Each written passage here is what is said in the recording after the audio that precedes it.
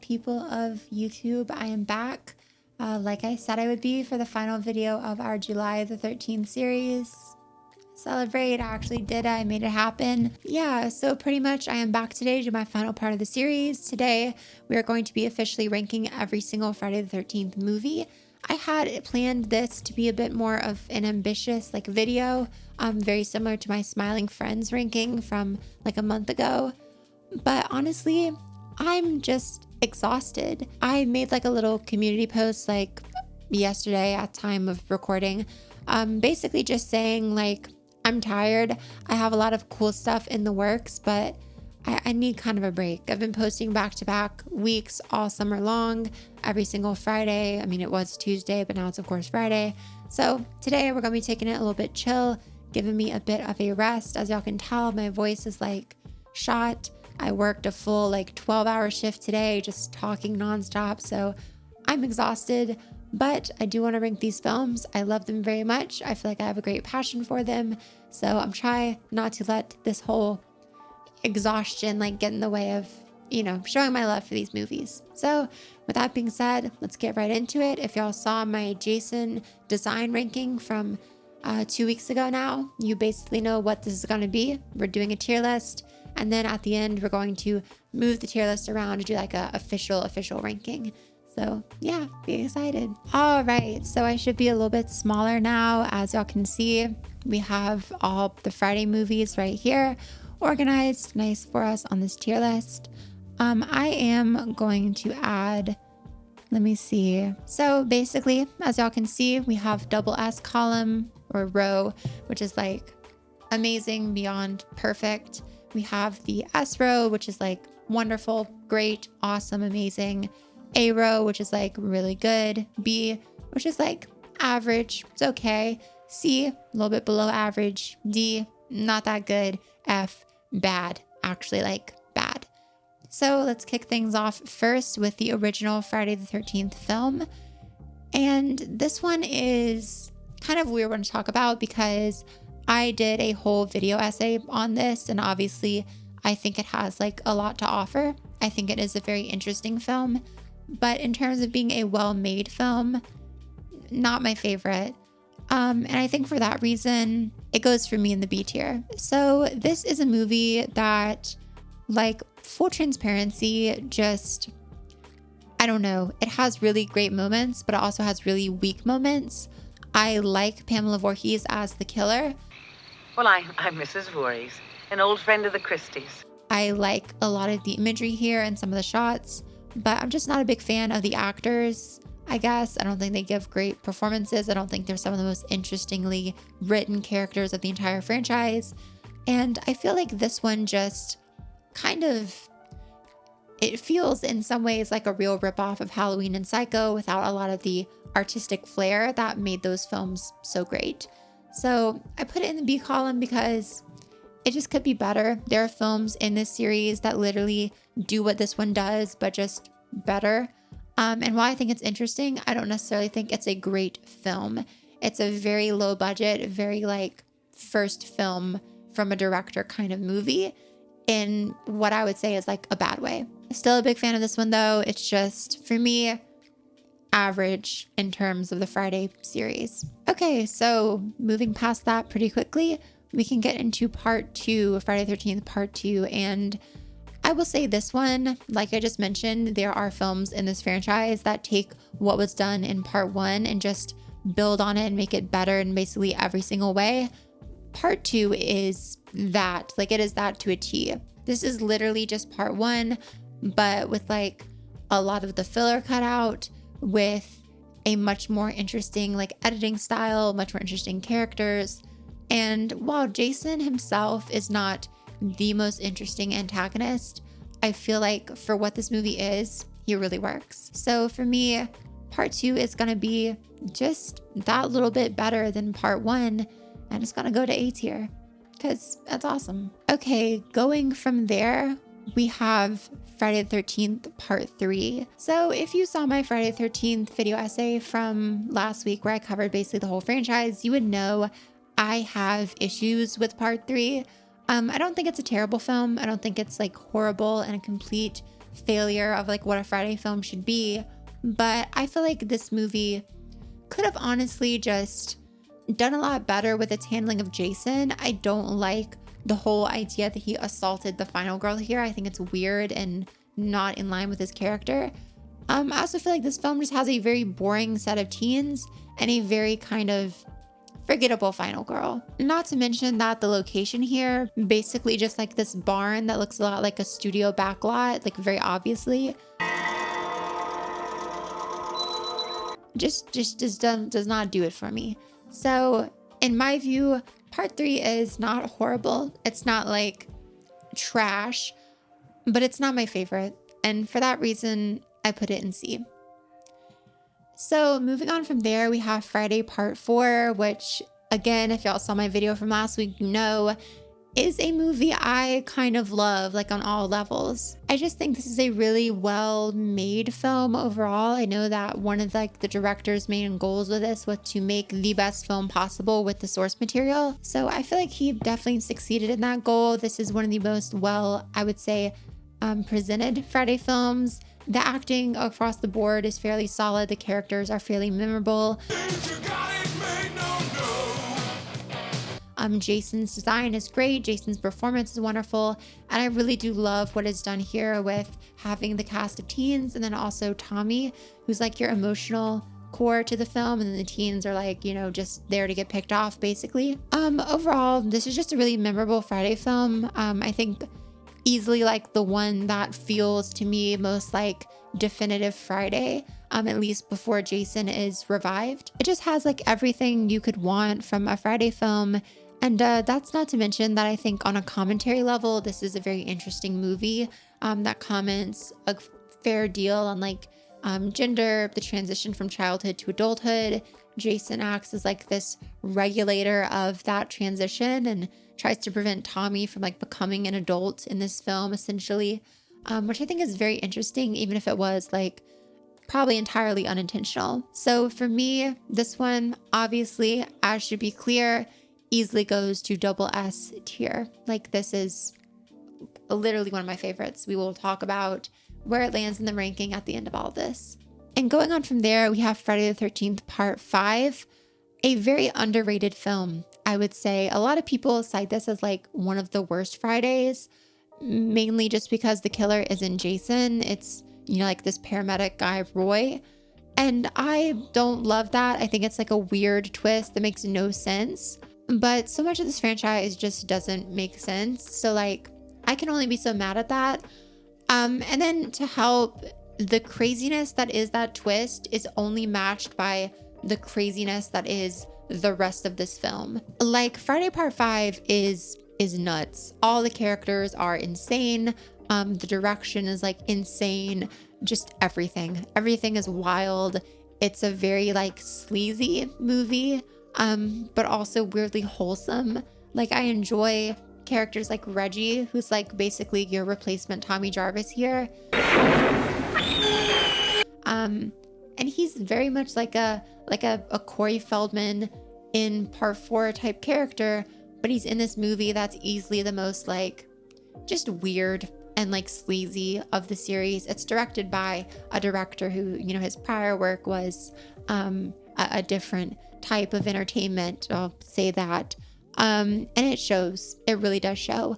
And from all like reports that I've heard, you know, this film is one that the director basically just kind of did a poor job directing, and he allowed like all the actors to go off and do their own thing, which results in a movie that has so many weird and original and memorable performances and characters.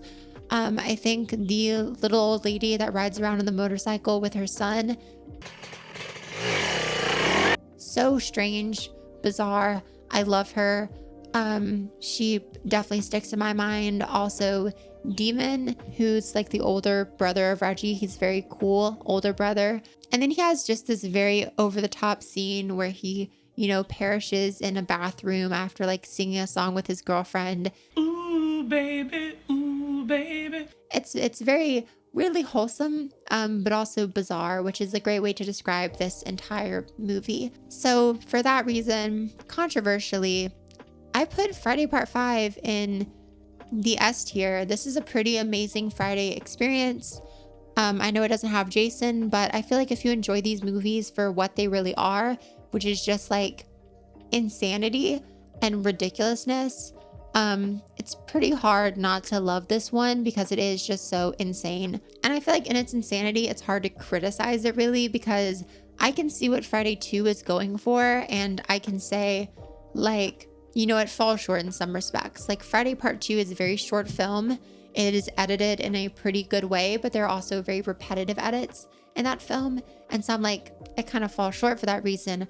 Friday Part 5 has many issues, but it's so all over the place and insane that its issues kind of contribute to what makes this film so great. So it is kind of a masterpiece in that way. So I'm not going to put it to SS tier because it is a bizarre film, but I think it belongs at least in S because it really is great and one of the most perfect and rewatchable Friday films of the whole franchise. So having defended my probably quite controversial take, we can now move on to one that I think is pretty widely agreed upon, and that is Jason Lives being in the double SS tier. So Jason Lives is a really just well-made film, almost to the point where like I don't find it that interesting because it's just like in this series of very bizarre and strange movies, it is just a normal, like, great horror film. Like, it mostly lacks the weird quirks of a Friday film, which is something I talked about in my video essay.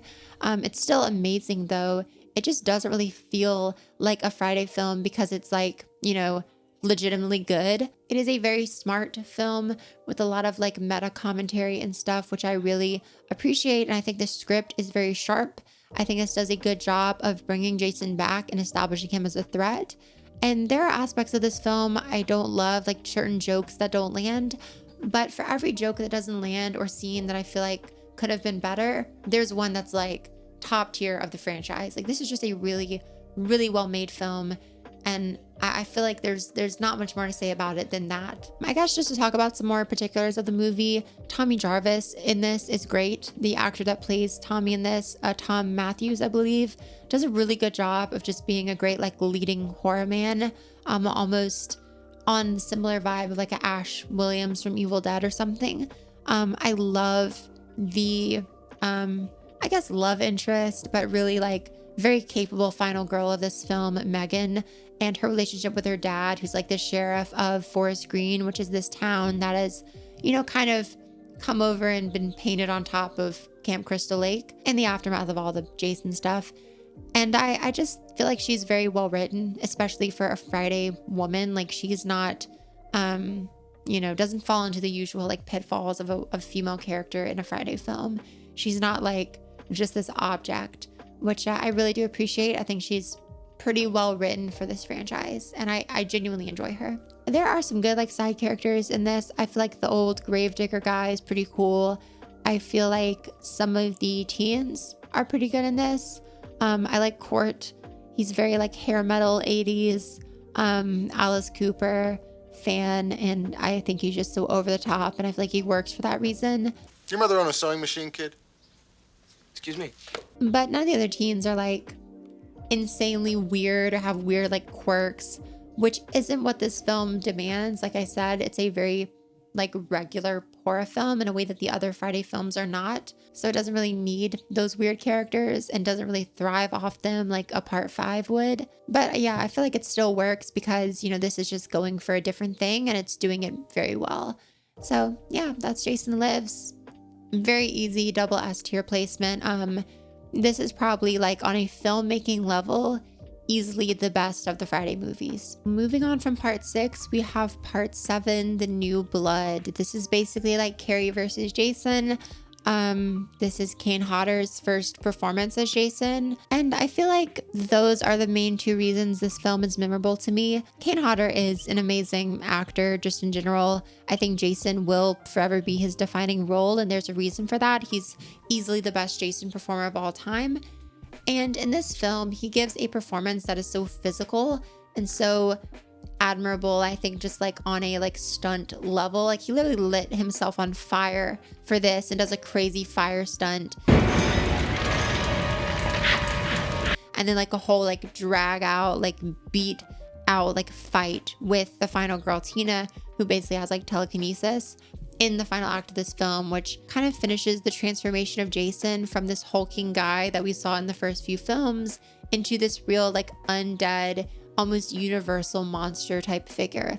Like he is so larger than life.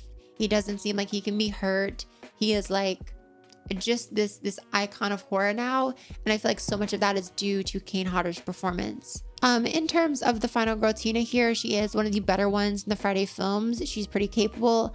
Obviously, she has like magical powers, which a little bit corny, but honestly, like I said, this franchise is weird, so if anything, that's a plus for this film. I feel like my issues with the New Blood just come with everything other than Jason and Tina.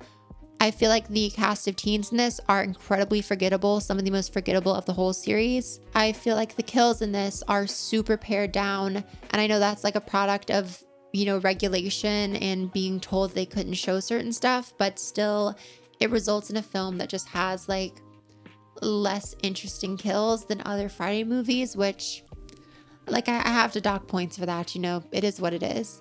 And then finally, I think the ending of this film is one of the worst in the whole franchise, with Tina's ghost father zombie like corpse coming up out of Crystal Lake to drag Jason down.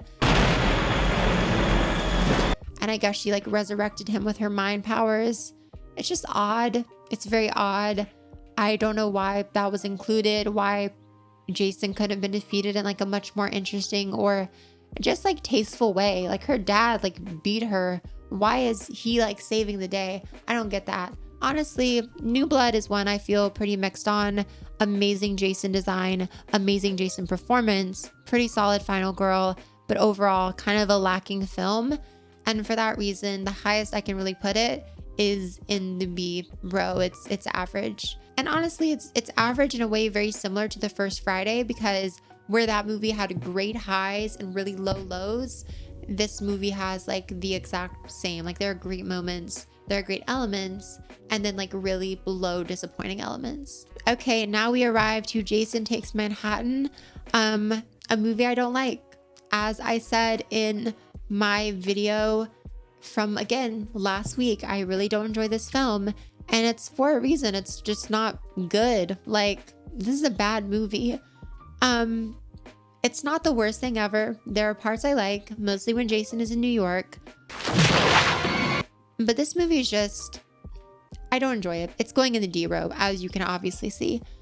I can't put enough because it's not completely unforgivable. I like the idea of Jason in Manhattan. I like some of the kills in this movie. I like a lot of the scenes of him in New York. However, that does not excuse the fact that like 3/4 of this film takes place on a boat, which has nothing to do with New York. All the characters in this are incredibly forgettable, especially the final girl. There are like dream visions of child Jason floating around in this movie, which are just dumb. And then Jason dies here, like in the absolute weirdest way possible, dissolving into some like Muppet Jim Henson creation, and then becoming like his childhood self. I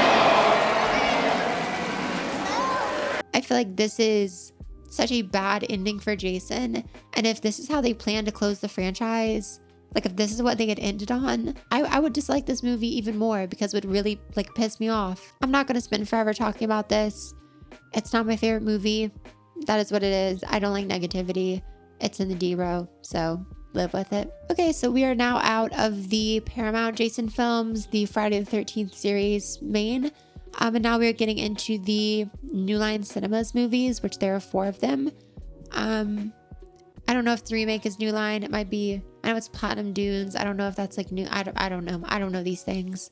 But anyway, we are kicking off with part 9.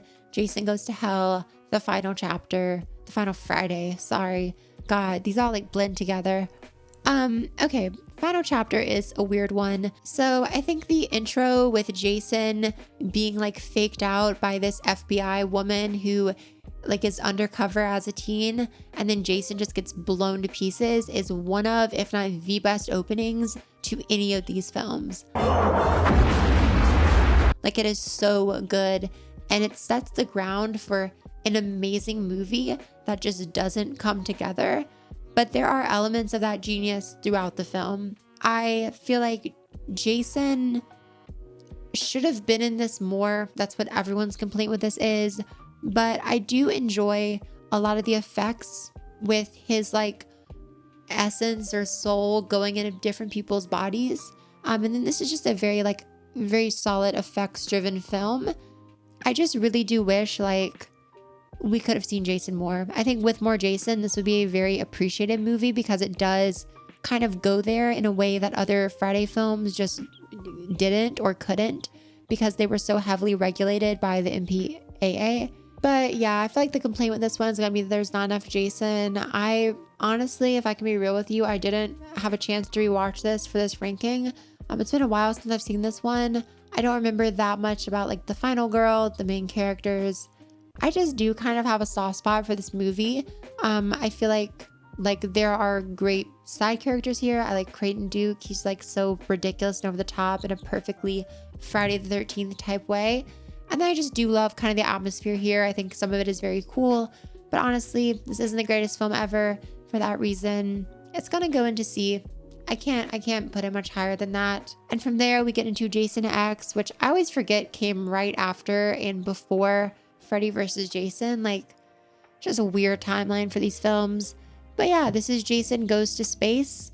This is actually the first Friday movie I ever saw. Fun fact, I watched this with my dad because he was like, oh, this won't be scary. And it actually wasn't scary to me. This is kind of what got me interested in watching more Jason stuff. So good for that. This is a very 2000s ass movie, like very 2000s.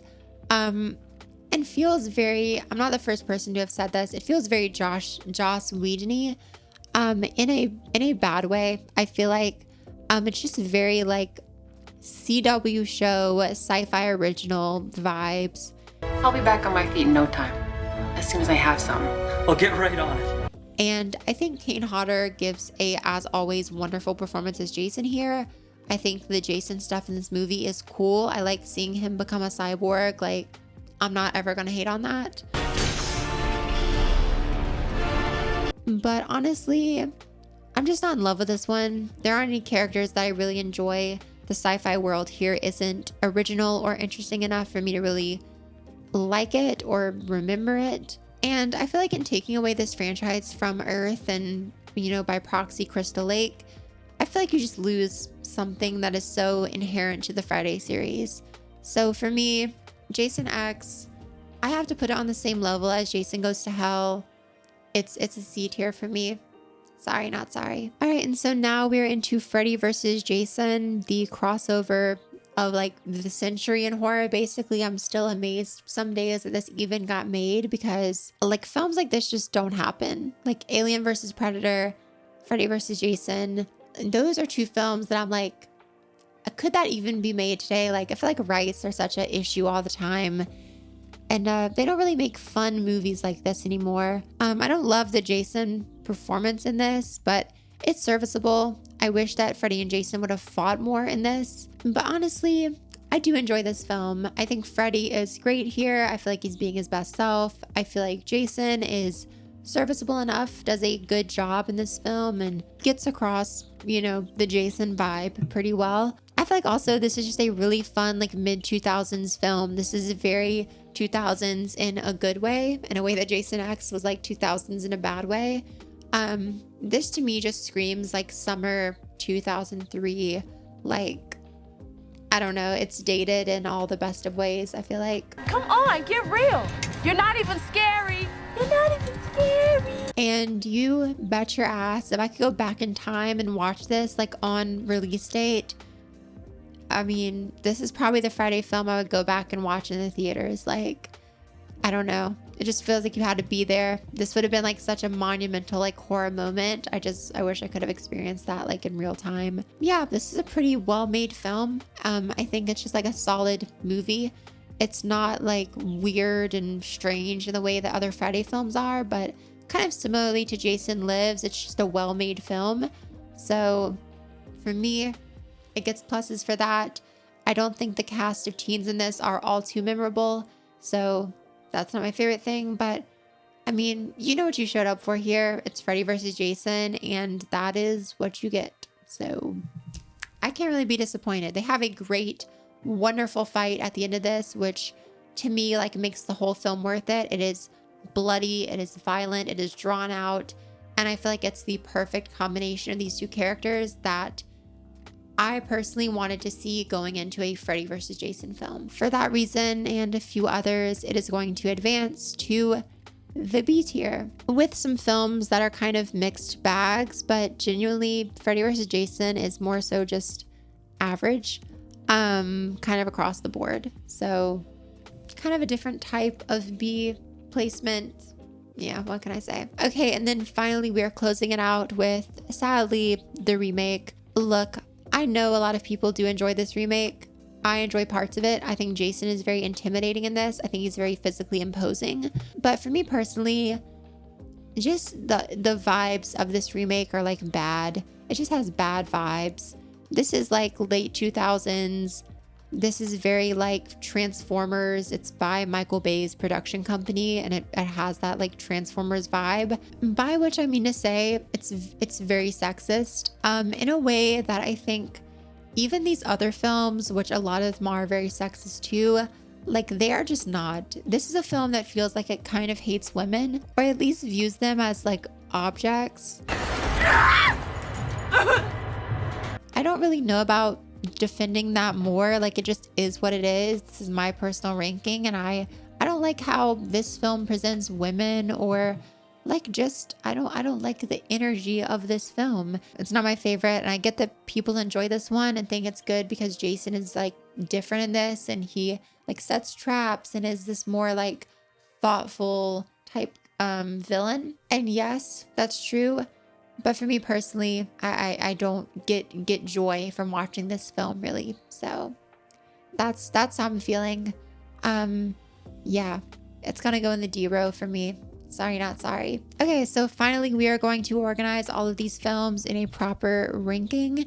So let me consult my list. In the D row, I think the remake is better than Jason Takes Manhattan. I think it does have redeeming qualities, which I appreciate. Like I said, I like Jason in this. I like this film, I think overall more than Jason Takes Manhattan. And then in this row, I feel like, okay, part 3 is going to land honestly at the end. For me, it feels like just such a cash grab of a film.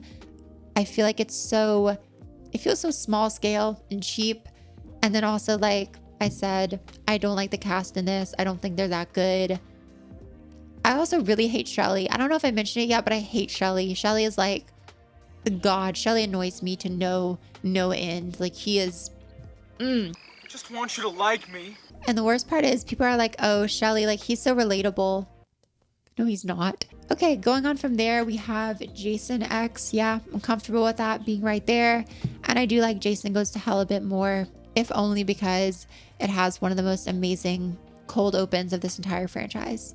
And then also one of the most amazing endings with Freddy dragging Jason's glove down. When I saw that as a kid, I was like, oh my God, it's so cool. And it was cool. Okay, going on from there in the B row. All right, so Freddy vs. Jason can stay at the last, but I will put New Blood over the original. I think it just has more to offer. In the original, I think it's good. I think it has a distinctive vibe from the rest of the films, but I feel like the parts I dislike about it hold it back for me. In New Blood, it has negative components, but I just really love Kane Hodder as Jason. I love Kane as Jason. I really like Tina as a final girl. It's just a pretty solid Friday movie. So I will give it that. Okay, going on from there, in the A row, obviously it's just part 2, so we're gonna keep it as that. In the S row, it's just part 5, we're gonna keep it as that. And in the double S, this is kind of a hard decision. I feel like I could flip-flop with this one maybe, But as of right now, given the fact that I just made a huge video essay where I talked so much about Friday Part 4 and why I think it's great, and then talked about why Jason Lives kind of doesn't carry on the interesting commentary of the Friday series, I feel like for that reason, Friday Part 4 is going to stay on top. Okay, so final ranking is this. At 12, we have Friday the 13th, Part 8, Jason Takes Manhattan. At number 11, we have Friday the 13th, the remake from 2009. At number 10, we have Friday the 13th, Part 3. At number 9, we have Jason X. At number 8, we have Jason Goes to Hell, The Final Friday. At number 7, we have Freddy vs. Jason. At number 6, we have the original Friday the 13th. At number 5, we have Friday the 13th, Part 7, The New Blood. At number 4, we have Friday the 13th, Part 2. At number 3, we have Friday the 13th, Part 5, A New Beginning. At number 2, we have Friday the 13th, Part 6, Jason Lives. And at number 1, we have Friday the 13th, Part 4, The Final Chapter. It definitely wasn't. Yeah, so that's my ranking. I'm happy to get this out. Like I said at the start of this, I'm super tired. July the 13th has drained me. Like as a creative project, it has drained me. So I really do need some rest. I definitely need some food and some sleep. So heavy on that. As always, thank y'all for watching. I really appreciate the support. I hope this was a fun little video for y'all. I hope you enjoyed it. Massive thank you to my patrons. It is y'all's support that keeps this channel going. And a big shout out to my patrons in the shout out tier. Special thanks to Magath, Brooks Bailey, Gabriel H, Alex C, Meg D, Anya May, Onyx, Sophie Villarot, Adrian R31, Always Myth Taken, Alex Mirabal, and Grace. All right, y'all. New videos coming soon, not about Friday the 13th. Like I said, I hope this was a fun month, but we are moving on to bigger and better and more cooler content. I'm also working on short films, so I hope to premiere those on the channel sometime soon. I'm very excited what is in the works, so I can't wait to share that with y'all. As always, I have been Ellie. Y'all have been wonderful. And until next time, bye.